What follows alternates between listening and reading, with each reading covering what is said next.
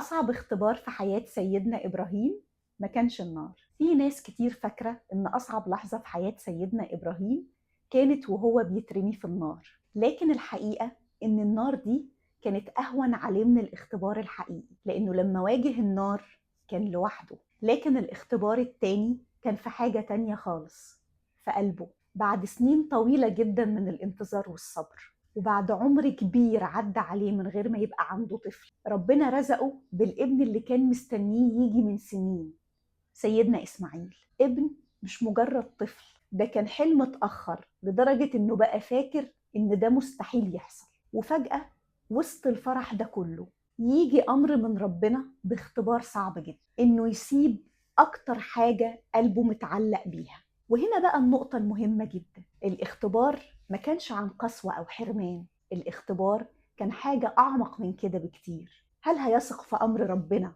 حتى لو قلبه بيتكسر؟ إبراهيم ما وقفش يسأل ليه، ما عارضش، ما هربش من الأمر، لكن اللي حصل إنه سلم نفسه وسلم قلبه، لأنه مؤمن إن ربنا مش بيأمر بحاجة إلا وفيها حكمة، حتى لو هو مش شايفها دلوقتي. وده الفرق ما بين الإيمان العادي والإيمان الحقيقي. الإيمان الحقيقي مش إنك تفهم كل حاجة، الإيمان الحقيقي إنك تثق حتى لو مش فاهم. الفكرة كمان أعمق من كده، مش كل الاختبارات بتيجي في الحاجات اللي بنكرهها. أوقات الاختبار بيجي في أكتر حاجة بنحبها، في الحاجة اللي مديالك أمان، في الحاجة اللي انت شايف إنها سبب سعادتك، في الحاجة اللي خايف تخسرها. والسؤال هنا مش هل هتتألم، السؤال الحقيقي هتثق في ربنا وقت الألم ولا لأ. والأغرب في القصة إن رد فعل إسماعيل نفسه كان جزء من المعنى. ثباته كان بيأكد نفس الفكرة، واحد بينفذ أمر والتاني بيقول